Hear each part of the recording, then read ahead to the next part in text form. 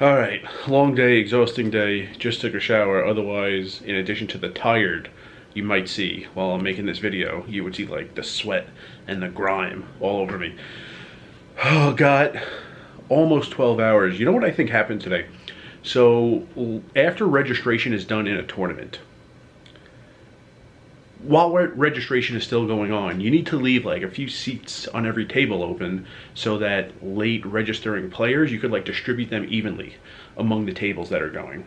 Once registration is done, you could have every full table, you know, if the total number of players, if you're playing nine-handed and the total number of players still in is divisible by 9, you could just have full tables. So you're breaking tables at every opportunity. I think today, a floor running the Omaha-8 tournament, who's been seeing that I know what I'm doing, was like going out of his way to break tables that I was not dealing. Because when you break a table, if you're like halfway or like 3/4 of the way throughout your day, you're probably done. You need to close the table, which pretty much means just like putting all the chairs in, putting all the garbage in the garbage. There's a lot of garbage on the ground.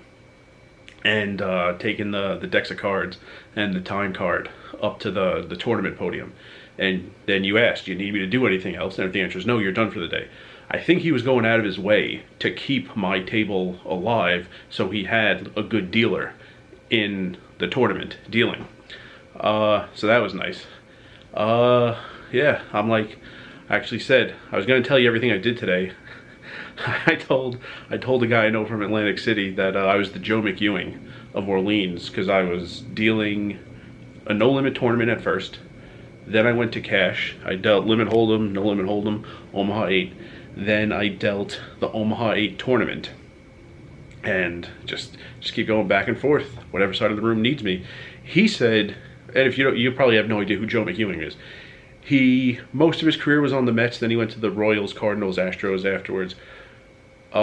He could play every position. You know, it's really sad in baseball that 2 positions are gone because pitchers don't actually pitch anymore.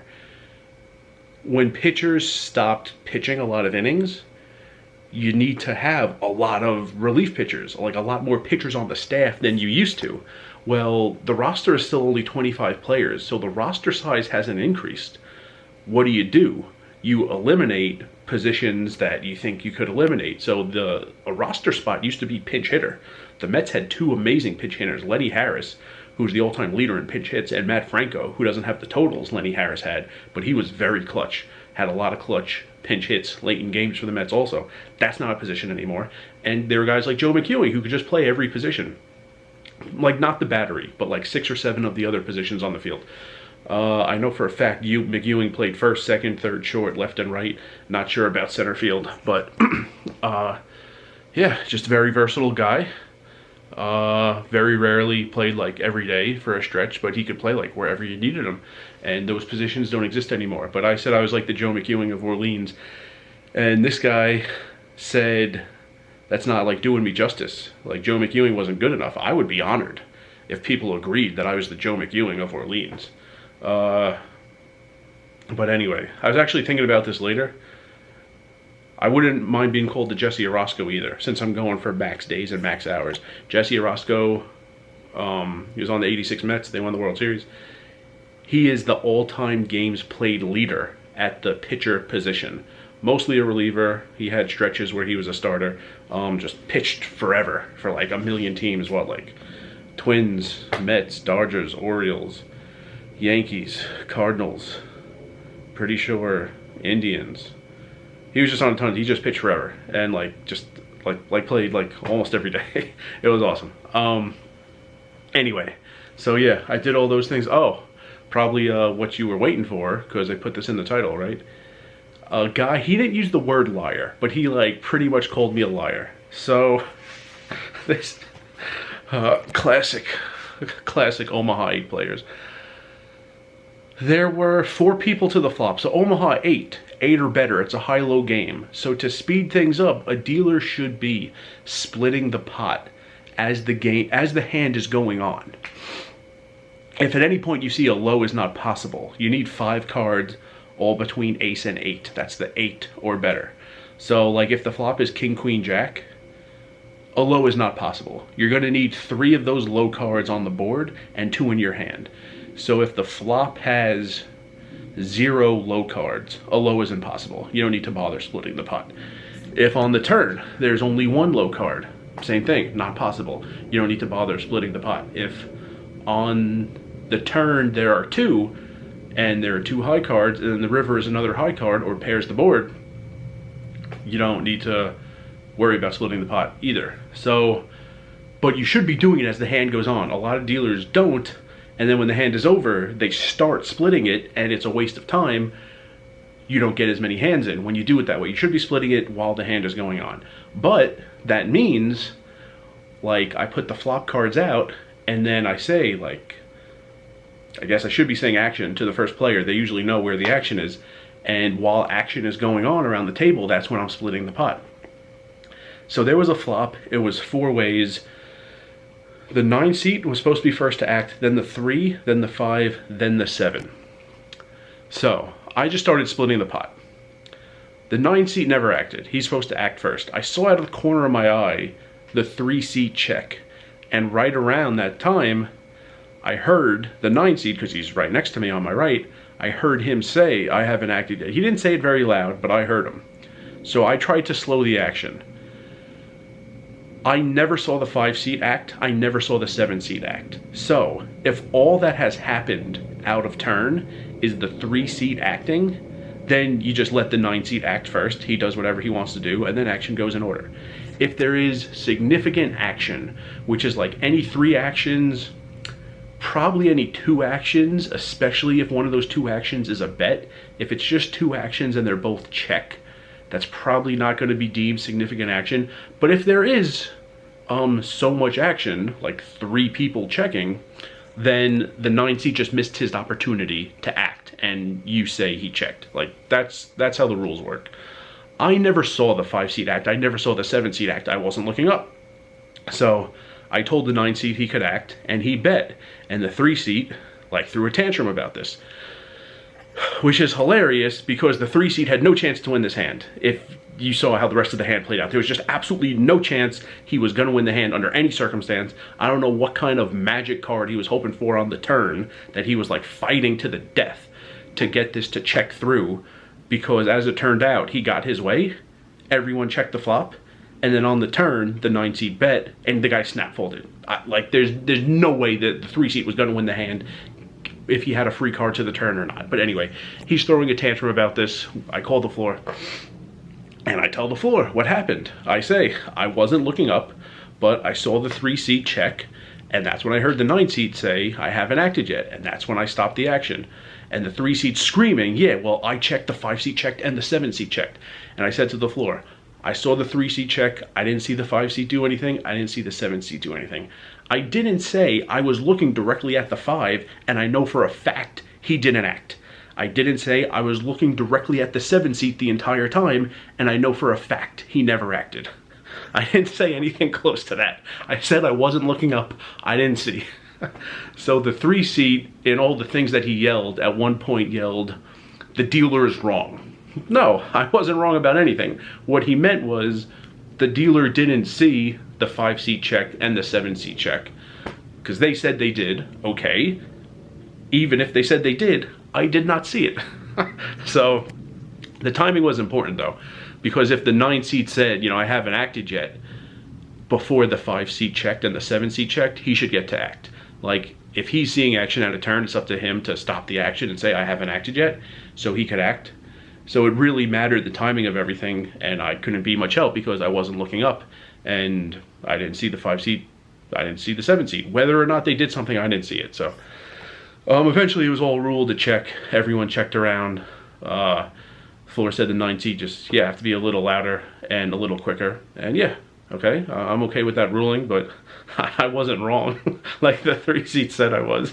But yeah, that was probably the most interesting thing. I guess there was another thing a little later. So we were on a 10-minute break. We weren't racing off low denomination chips, but every 4 levels, mostly for the bathroom, I guess, there's a break of 10 or 15 minutes. So we were on break. And the floor told me, you know, I'm breaking a table, so you're gonna be full. Okay, Still though, I can't deal in players who aren't there. So we had 6 players at the table, 3 seats were open, it's 9-handed. And the floor told me, like, when we get off break, like, I'm gonna break a table and your table is gonna be full. All right, but like, as soon as break hit 0 on the tournament clock, I start dealing. And 2 guys made it to the table very quickly. The 5 seat was open, the 7 seat was open, the 9 seat was open. The guy who took the 7 seat got there very quickly. I hadn't dealt a card to the 7 seat yet. So he got there, I dealt him a card. The guy in the 9 seat got there very quickly. I dealt him a card.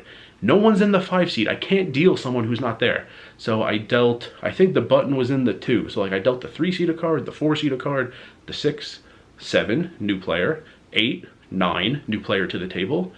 Then I dealt the 1, then I dealt the 2 seat a card. I dealt everyone a second card. They're getting 4 cards. It's Omaha-8.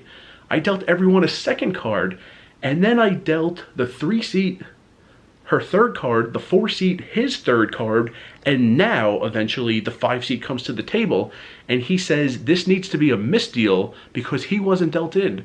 He wasn't at the table. He said I should have been dealing in the empty chair. And if he doesn't get there on time, then kill the hand. If he does get there on time, he gets to play it. I mean, I don't play tournaments and I don't deal tournaments. You know, as of 17 days ago or something, I had never dealt a tournament in a casino in my life. But I doubt that's the rule. Even though the floor gave me a heads up that the table was gonna fill up, I really, really doubt I should be dealing in people who aren't there. So, I don't know, that guy made a huge deal out of it. And no one, with the other thing, there were people who agreed. There were people who said, you know, 9 seat, you're saying, like, I didn't act. I didn't hear you. If you said it very low, you need to say it louder. And there were people who said, yeah, the 5 seat checked. Like, there were people who were, like, agreeing with the player in the other, like, controversy. In this, none of the players agreed with the 5 seat that I should have been dealing him in while he wasn't at the table yet. So he made a huge deal about that, and then, like most people do, said, oh, but it's not a big deal. So that was interesting. It was entertaining. And if these are the things that make people say, like, Orleans has, like, locals who are just, like, nasty to dealers and, like, treats them poorly, I found it very entertaining. So if this is, like, the worst that's gonna happen, that's fine by me. Anything else? Video's getting a little long. Anything else?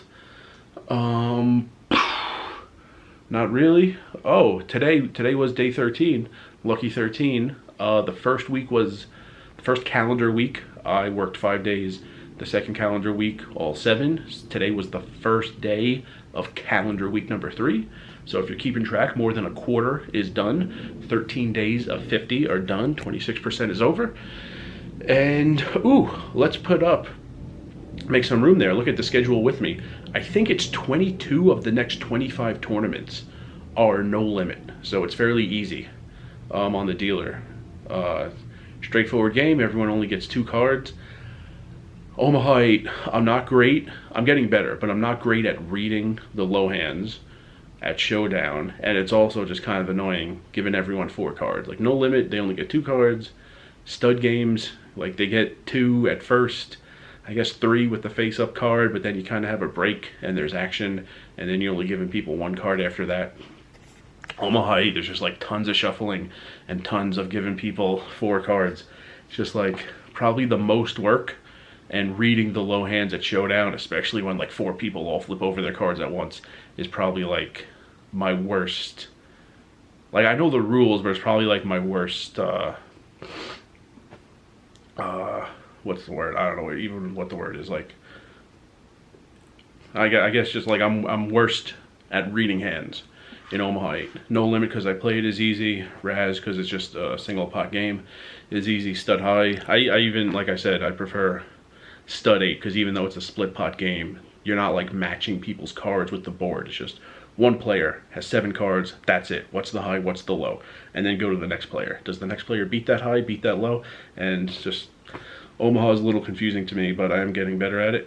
And that's about it. Ooh, wanted to add one thing about, because I dealt cash again today. I don't know what the deal was with those $4 purple chips the first day I dealt cash. Because all the other days I've dealt cash, those chips haven't been in any of the racks. It's still a little confusing because there are ones, there are twos, there are fives, and sometimes cash. But those purple chips, as far as I know, were just a one-day thing. But that was making the rack a little difficult to count. But now they're gone, and just for max rake, just putting a red chip, a $5 chip over the rake chute, and just easier to count the rack as the first few hands are going on and things like that. So I don't know what the deal was with those fours, but they are gone as far as I know. So that's going to be it, day 13, and see everyone tomorrow. And remember, rice is a spoon food.